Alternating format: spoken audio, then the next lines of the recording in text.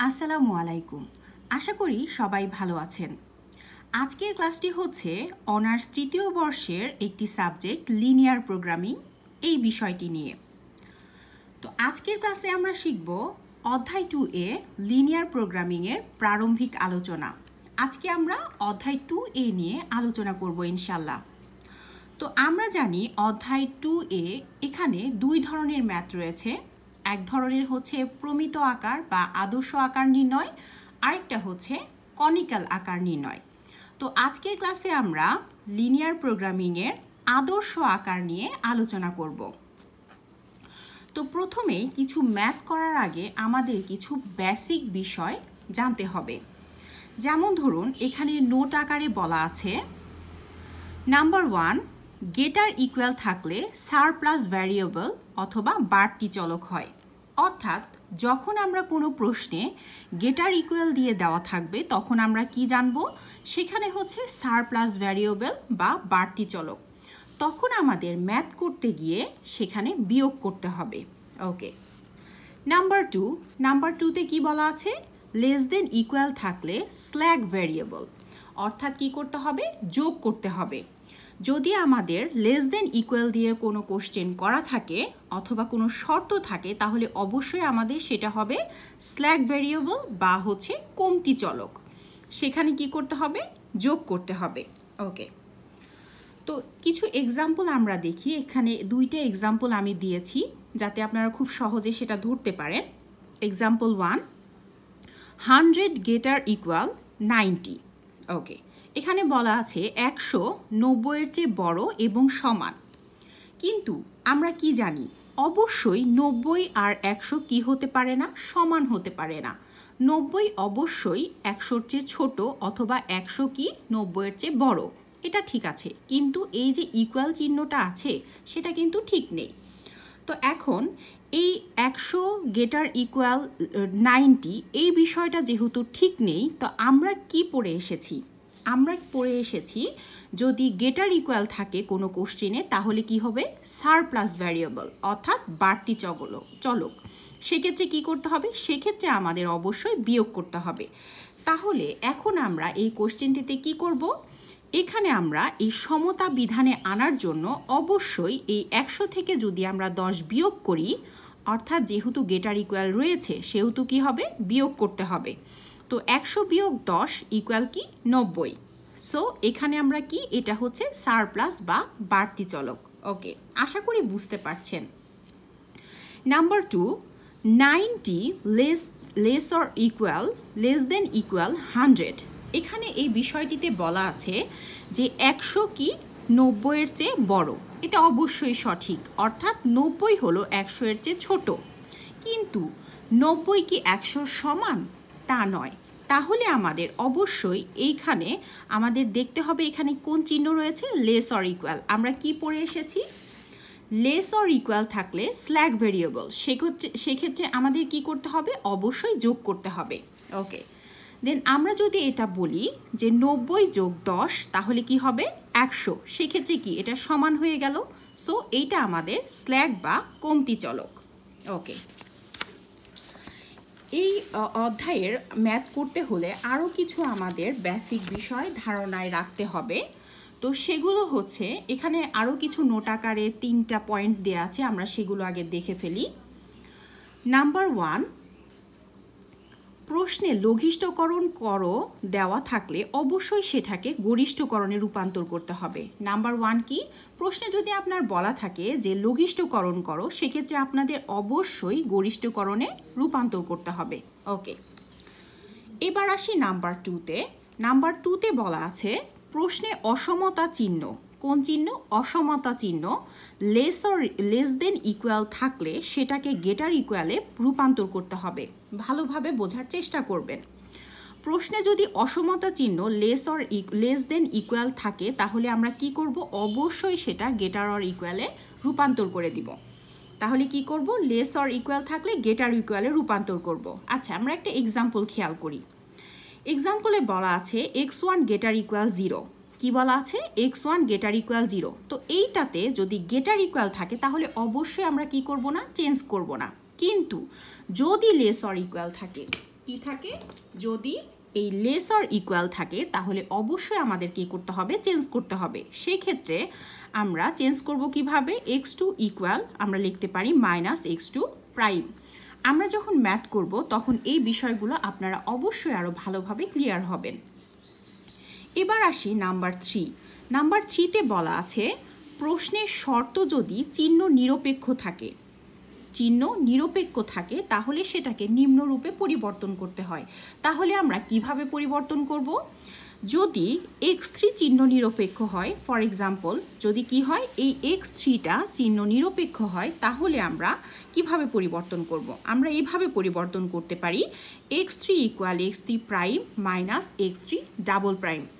ওকে, তো আশা করি এই তিনটা বেসিক বিষয় আপনারা ক্লিয়ার। তো এখন চলুন কিছু ম্যাথ করা যাক।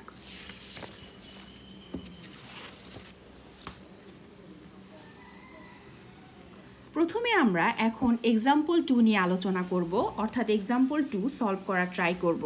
ওকে, তো প্রশ্নে বলা আছে নিম্নে এলপিপি প্রমিত আকারে রূপান্তর করো।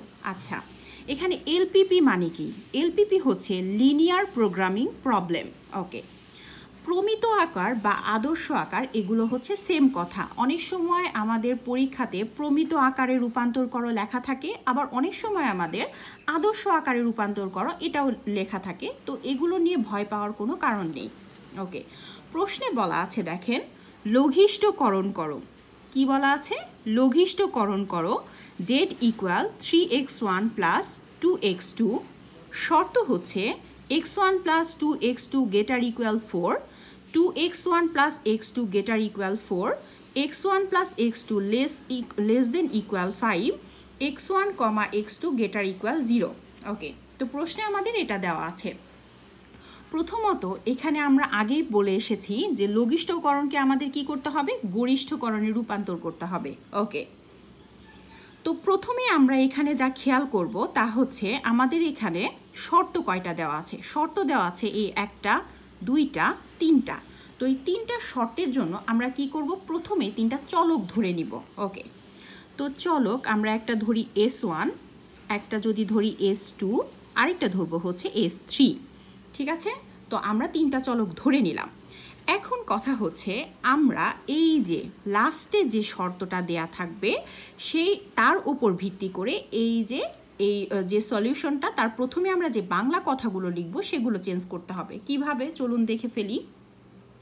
প্রথমত x1 কমা x2 গেটার ইকুয়াল 0, এখানে অবশ্যই এই গেটার ইকুয়াল দেওয়া আছে, সেই ক্ষেত্রে আমাদের কি হবে, কোনো চেঞ্জ করতে হবে না। যদি লেস দেন ইকুয়াল এবং চিহ্ন নিরপেক্ষ থাকতো তাহলে আমাদের চেঞ্জ করতে হতো। ওকে, তো সলিউশনে দেখি চলুন।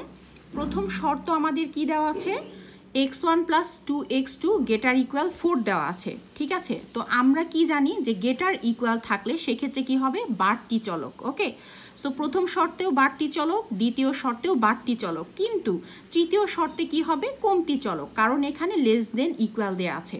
ওকে, তাহলে কথা আমরা কিভাবে লিখব, আমরা এভাবে লিখব, প্রথম শর্তে S1 গেটার ইকুয়াল 0, দ্বিতীয় শর্তে S2 গেটার ইকুয়াল 0 বাড়তি চলক।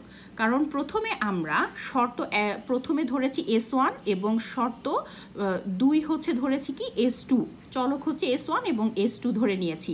তো আমরা লিখতে পারি কিভাবে, যে প্রথম শর্তে S1 গেটার ইকুয়াল 0, দ্বিতীয় শর্তে S2 গেটার ইকুয়াল 0, এই দুইটাই হচ্ছে কি বাড়তি চলক। ঠিক আছে, আচ্ছা, এবার তৃতীয় শর্তে কি ছিল, x1 plus x2 less than equal 5, তৃতীয় শর্তে ছিল এই লাইন।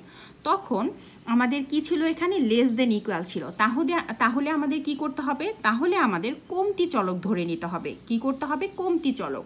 তো 3 নম্বরে আমরা কি ধরেছিলাম, চলক ধরেছিলাম S3।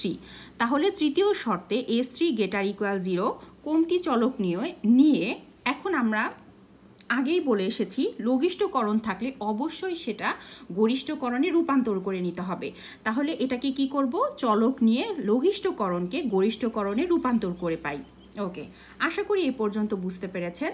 তো এখন আমাদের এই প্রশ্নে বলা ছিল কি, প্রশ্নে বলা ছিল লঘিষ্ঠকরণ করো, তাহলে আমরা কি লিখব, গরিষ্ঠকরণ করো। এখানে জেড স্টার ইকুয়াল মাইনাস লঘিষ্ঠকরণ জেড। এখানে স্টার দ্বারা কি বোঝাচ্ছে? এটা দ্বারা বোঝাচ্ছে যে লঘিষ্ঠকরণের পরিবর্তিত রূপ হচ্ছে জেড স্টার, মাইনাস হচ্ছে কি লঘিষ্ঠকরণ জেড। ওকে, তারপরে আসি গরিষ্ঠকরণ করো। এটাই হচ্ছে কি গরিষ্ঠকরণ করো, অর্থাৎ পরিবর্তিত যে রূপ সেটা। তো জেড স্টার ইকুয়াল আমাদের শর্তে কি দেওয়া ছিল? শর্তে দেওয়া ছিল 3x1 প্লাস 2x2। এখন আমরা কি করব? মাইনাস দ্বারা গুণ করে দিব। তাহলে আমাদের কি দাঁড়াবে? Minus 3x1 minus 2x2 plus এই যে চলকগুলো আমরা বসিয়েছি, এখানে আমরা ধরে নিয়েছিলাম S1 S2 এবং S3, তার সাথে যদি আমরা 0 গুণ করে দিই তাহলে কি মানের কোনো পরিবর্তন হবে না। ওকে, তারপরে আসি শর্ত। এখন আসি শর্তগুলো আমরা কিভাবে লিখব। ফার্স্টেই দেওয়া ছিল x1 প্লাস 2x2 গেটার ইকুয়াল 4, এটা দেওয়া ছিল। তো প্রথম শর্তে আমরা চলক ধরেছি S1, তো S1 লিখব আর বাদ বাকি সব 0 আসবে। আর গেটার ইকুয়ালের জন্য আমাদের S1টা কি হবে? বাড়তি চলক, তাহলে কি মাইনাস আসবে। ওকে, তাহলে কিভাবে? x1 plus 2x2 minus S1, আমরা চলক ধরেছি প্রথম শর্তের জন্য S1 এবং বাড়তি চলক দেখে minus S1 plus 0s2 plus 0s3। তো এইখানে যে এই বিষয়টা আমরা বসাইলাম যে 0s2 আর 0s3 এগুলো কি আমরা দ্বিতীয় শর্ত এবং তৃতীয় শর্তকে পেয়েছি। এখানে 0 আপনাদের 0 বসাইলেও হবে, না বসাইলেও হবে, অর্থাৎ এই লাইনটা লিখলেও হবে, না লিখলেও হবে, এইটুকু। ওকে, তারপরে এখানে আমরা কি পেয়েছি? গেটার ইকুয়াল 4। এখন আর গেটার ইকুয়াল 4 থাকবে না, এখন শুধুমাত্র এখানে হচ্ছে ইকুয়াল দিয়ে 4 আসবে। ওকে, তারপরে দ্বিতীয় শর্তে ছিল হচ্ছে 2x1 প্লাস x2 গেটার ইকুয়াল 4, এটাও হচ্ছে বাড়তি চলক। তাহলে আমাদের কি করতে হবে? এর যে চলক s2 ছিল সেটা হচ্ছে বিয়োগ করতে হবে। তাহলে কি আসবে? 2x1 plus x2 plus 0s1, এটা দিলেও হবে, না দিলেও হবে, মাইনাস s2 প্লাস 0s3। এই যখন গেটার ইকুয়াল ছিল তখন এখন কি হয়ে যাবে? সেটা ইকুয়াল 4 হয়ে যাবে। ওকে, তারপরে আসি 3 নাম্বার শর্তে কি ছিল? x1 plus x2 less than equal হচ্ছে 5। এখানে কি আছে? লেস দেন ইকুয়াল 5 আছে। তাহলে আমাদের কি আসবে? কমতি চলক আসবে। কমতি চলকের ক্ষেত্রে কি করতে হবে? যোগ করতে হবে। তাহলে আমরা কি ধরেছিলাম? S3 ধরেছিলাম। কি ধরেছি? S3 ধরেছি। ওকে, তাহলে লিখব x1 plus x2 plus 0s1 plus 0s2 plus s3 equal কি? ওখানে লেস অর ইকুয়াল ছিল, সেটা ইকুয়ালে পরিবর্তন হয়ে কনভার্ট হয়ে কি হবে? 5 হবে। ওকে, এখন শেষ কথা হচ্ছে আমরা যে এই লাইনটা লিখেছি এটা কি লিখেছি?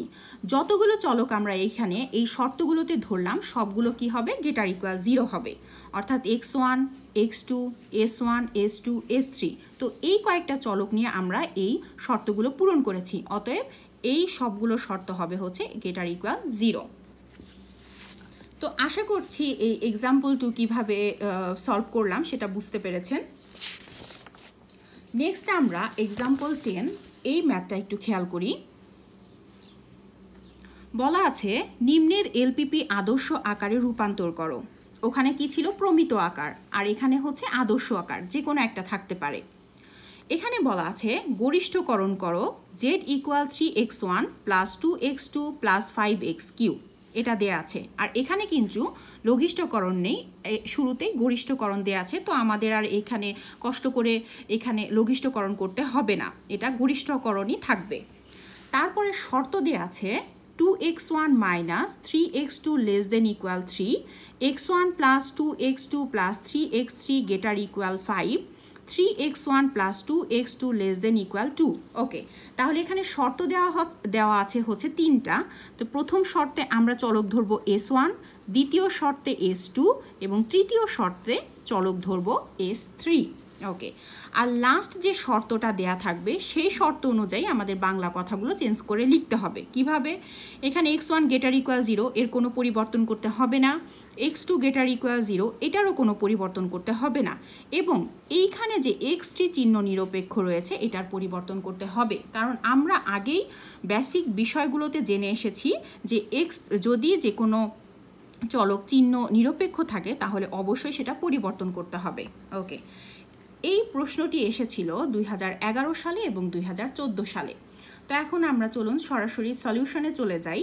তো প্রথমে আমরা লিখব মনে করি যে x3টা চিহ্ন নিরপেক্ষ রয়েছে, সেটা আমরা এখন চেঞ্জ করে দিব। চেঞ্জ করে কিভাবে লিখব আমরা অলরেডি শিখে এসেছি। আমরা লিখব x3 prime minus x3 double prime, যেখানে এই x3 প্রাইম এবং x3 ডাবল প্রাইম সেটা কি হবে গ্রেটার ইকুয়াল 0। ওকে, এবার আসি প্রথম শর্ত, দ্বিতীয় শর্ত, তৃতীয় শর্ত আমরা কিভাবে লিখব। প্রথম শর্তে কি ছিল?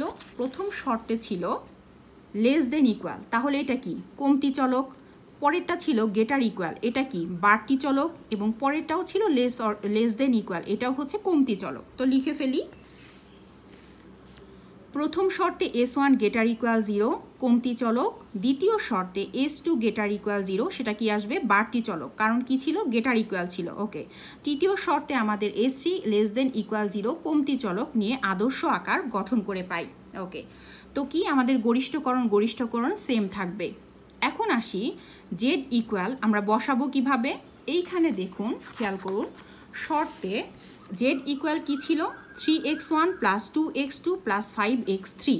আমরা পরিবর্তন করেছি কোনটা, x3 পরিবর্তন করেছি, সো ওইটা আমরা শুধু এখানে বসিয়ে দিব। তাহলে কি আসবে Z equal 3x1 plus 2x2 plus 5 into কি 3x3 এর পরিবর্তে আসবে হচ্ছে x3 prime minus x3 double prime. Okay, তার সাথে আমরা চলক আরও কয়টা ধরেছি S1 S2 এবং S3, তাদের সাথে আমরা 0 দিয়ে গুণ করে দিলে মান একই থাকবে, মানের কোনো পরিবর্তন হবে না। তারপরে শর্ত কিভাবে লিখব। শর্তের ক্ষেত্রে আমরা পরিবর্তন করেছি কোনটা, পরিবর্তন করেছি হচ্ছে x3। তো x3 যেখানে থাকবে সেখানে আমরা বসাবো হচ্ছে কি x3 prime minus x3 double prime. Okay, আর সাথে আমাদের যে চিহ্নগুলো রয়েছে, যেমন লেস অর ইকুয়াল থাকলে আমরা কি জানি কমতি চলক, গ্রেটার ইকুয়াল হচ্ছে বাড়তি চলক, সেই ক্ষেত্রে যোগ বিয়োগ করতে হবে। ওকে, তো শর্ত হচ্ছে 2x1 মাইনাস 3x2, এখানে কিন্তু x3 নেই, তো এখানে বসানোর কোনো ঝামেলা নেই, আপনারা না বসালেও হবে। শুধুমাত্র এখানে যদি আপনারা গরিষ্ঠকরণের ক্ষেত্রে এখানে 5-এর সাথে এখানে যদি আপনারা 0-র সাথে এটা গুণ করে দেন, এটা গুণ করলেও হবে, না করলেও হবে। তারপরে আমরা কি জানি এটা হচ্ছে কমতি চলক, তাহলে প্লাস S1, কারণ আমরা প্রথম শর্তে ধরেছিলাম হচ্ছে S1 plus 0S2 plus 0S3 equal কি 3। ওকে,